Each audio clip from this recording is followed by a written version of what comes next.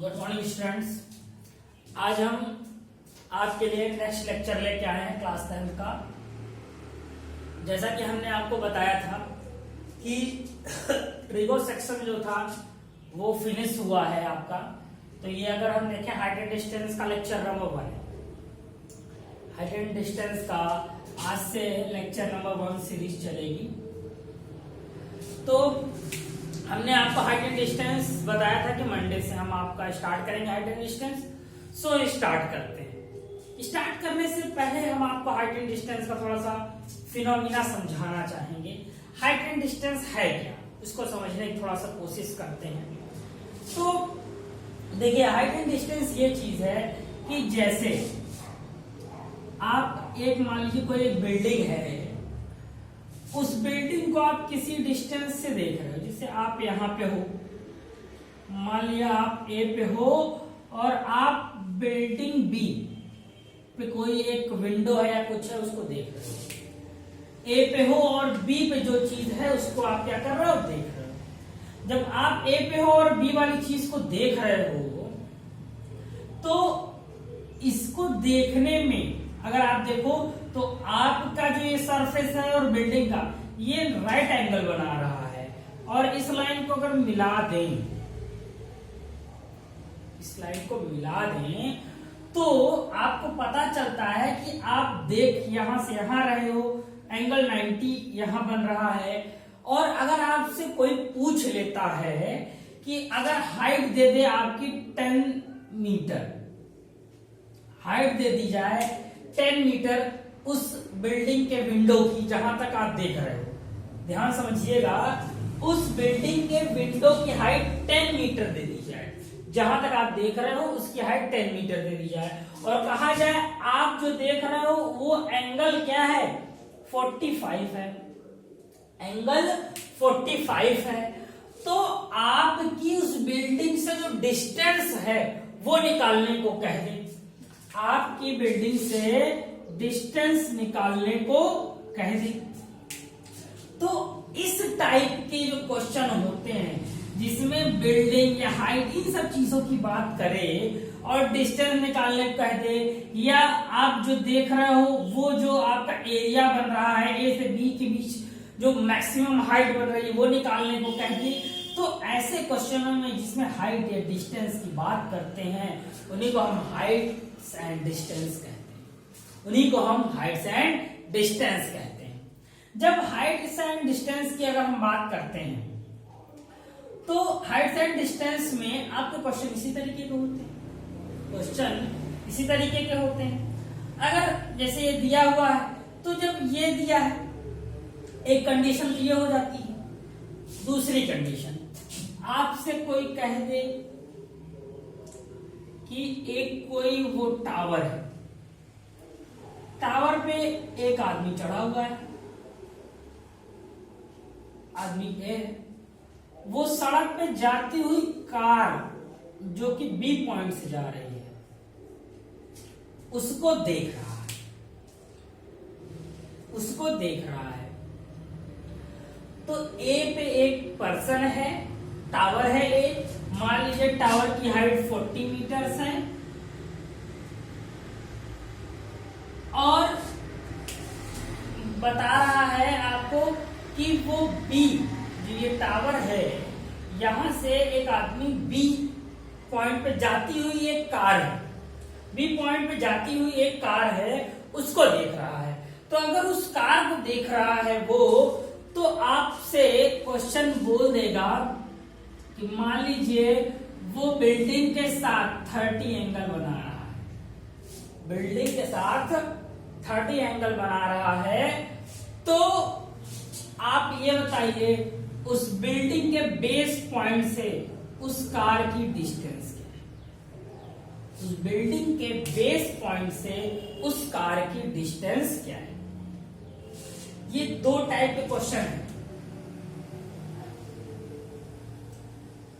आपको पहले में नीचे से आदमी देख रहा था, दूसरे में ऊपर से देख रहा है। जब क्वेश्चन आपका ऐसा बोलेगा नहीं ना कि नीचे से देख रहा है ऊपर से देख रहा है, तो जब आपके क्वेश्चन में बोले angle of elevation, angle of elevation, angle of elevation, तो वो नीचे से देखेगा और डिप्रेशन बोलेगा, और डिप्रेशन बोलेगा।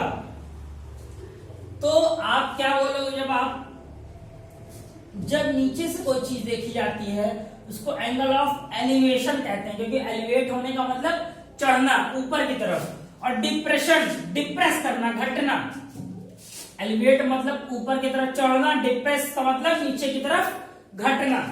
तो ऐसे एंगल को एंगल ऑफ एलिवेशन, और जो ऊपर से देखा जाए उसको एंगल ऑफ डिप्रेशन कहते हैं। Angle of elevation, angle of depression कहते हैं, ठीक। और इस तरीके के क्वेश्चन होते हैं, हाइट दी रहेगी, डिस्टेंस पूछ लेगा, डिस्टेंस दी रहेगी, हाइट पूछ लेगा, दोनों देके एंगल पूछ लेगा, हो सकता है दोनों देके एंगल पूछ ले। अगर यहाँ पे दे रहा है अगर आप, तो यहाँ पे तो आप देखिए आराम से आप क्या करते हो, आराम से आप इस चीज को देख सकते हो। ये क्या है, थीटा दिया हुआ है, ये परपेंडिकुलर है, ये बेस है। तो हम क्या लिख सकते हैं यहाँ पे, अगर इसको सी मान लें, इसको सी मान लें, तो इस फिगर के लिए tan 45 equal to tan 45 equal to BC, जो आपने एकदम स्टार्टिंग में पढ़ा था वहां पे आ गए, BC अपॉन AC, मतलब परपेंडिकुलर अपॉन बेस। देख रहे हैं यहां से tan 45 की आपके पास वैल्यू होगी 1 है, BC की वैल्यू है आपके पास, AC निकालना है, बहुत बड़ी बात नहीं है, आराम से आप निकाल लोगे जब एंगल ऑफ एलिवेशन होता है तो। और एक चीज और हम ट्रिगो में ध्यान देंगे, ये तो हमने आपको सिर्फ एक सिस्टम बताया है। जब भी आप ट्रिगो से रिलेटेड क्वेश्चन सॉल्व करेंगे, जब भी आप ट्रिगो से रिलेटेड क्वेश्चन सॉल्व करेंगे, आप इस डिस्क्रिप्शन को यहाँ ऊपर बताएंगे। क्या डिस्क्रिप्शन, जो ये देखिए आप बताओगे BC is the building, BC is a building and AC is distance from the building.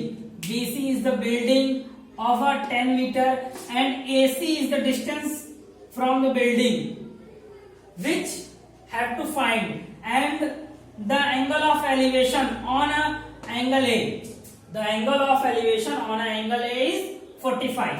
ये थोड़ा सा जो फिगर का डिस्क्रिप्शन है आप बगल में दोगे, अगर बुक्स वगैरह में आप देखोगे तो हल्का हल्का दिया रहता है।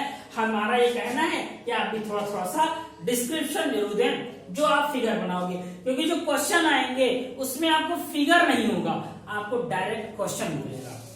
हम क्वेश्चन भी लेके आएंगे, लेकिन आज हम आपको सिर्फ हाइट एंड डिस्टेंस का फिनोमिना समझा रहे हैं। तो ये हुई बात, जब एंगल ऑफ एलिवेशन निकालना रहा तो आप देखो कोई बहुत ज्यादा बड़ी बात नहीं थी, यहां से आपने देखा ये किया, अब इसको सॉल्व करना है, सॉल्व करना हम आपको बताएंगे। डिप्रेशन, जब एंगल ऑफ डिप्रेशन दिया है, एंगल ऑफ डिप्रेशन दिया है, तो आप जैसे कि जानते हो यहां का एंगल दिया है, यहां का एंगल दिया है, तो इसको यहां भी पे भी लाया जा सकता है। कैसे लाया जा सकता है, अगर आप देखो तो ये है, ये है। अब एंगल ऑफ डिप्रेशन दो टाइप से देता है, एक तो चलिए मान लीजिए ये दे दिया, एक इस टाइप से भी देता है।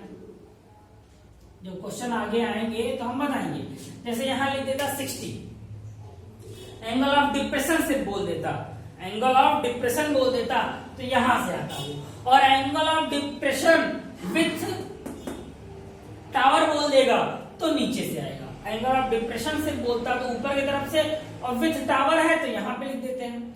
अगर यहाँ पे अगर एंगल ऑफ डिप्रेशन है तो यहां से तो कोई दिक्कत ही नहीं है, क्योंकि एक आप पैरेलल लाइन से ड्रॉ कर लो। क्या कर लो आप एक पैरेलल लाइन ड्रॉ कर लो। जैसे कि आप देखो इसके पैरेलल लाइन ये ड्रॉ कर लिया, यहाँ 60 है तो यहाँ भी 60 होगा। क्यों होगा, अल्टरनेट एंगल से होगा। जब ये 60 थी ये भी 60 हो गया। जब यहाँ से आपको ये एंगल मिल गया तो फिर से आप देखो यहाँ पे क्या होगा, आप देख सकते हो tan 60 equal to AC by BC। अब आपके पास tan 60 की वैल्यू है, AC है, BC आप निकाल लोगे, BC आप निकाल लोगे। सो स्टूडेंट्स आप देख रहे हैं ये हाइट एंड डिस्टेंस है, ये हाइट एंड डिस्टेंस है। अब हाइट एंड डिस्टेंस में हमने आज आपको ये समझाया कि क्या होता है एंगल ऑफ डिप्रेशन, क्या होता है एंगल ऑफ एलिवेशन, और कैसे इसके क्वेश्चंस को समझते हैं, कैसे डिस्क्रिप्शन लिखते हैं। तो हम अब थोड़ा सा एक या दो क्वेश्चन लेके आपको थोड़ा समझाना चाहेंगे कि कैसे करना है, तो जिससे कि आप थोड़ा सा समझ पाओ कि करना क्या है इसमें।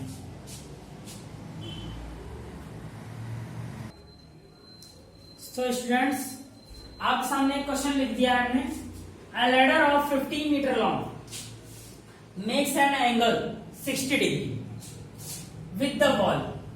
अब सबसे बड़ी चीज यहाँ पे है, आपको इसमें फिगर बनाना पड़ेगा। आपको इस चैप्टर का जो सबसे मेन कह सकते हैं, प्रॉब्लम भी कह सकते हो आप, या कह सकते हो कि जो मेन सोल्यूशन है, आपका जो मेन सोल्यूशन है इस चैप्टर में यही है कि आप क्या करो, आप इसमें जो भी आप क्वेश्चन पढ़ो सबसे पहले फिगर बनाओ। A ladder 15 metre long makes the angle 60 degree with the wall, find the height of the point where the ladder touches the wall.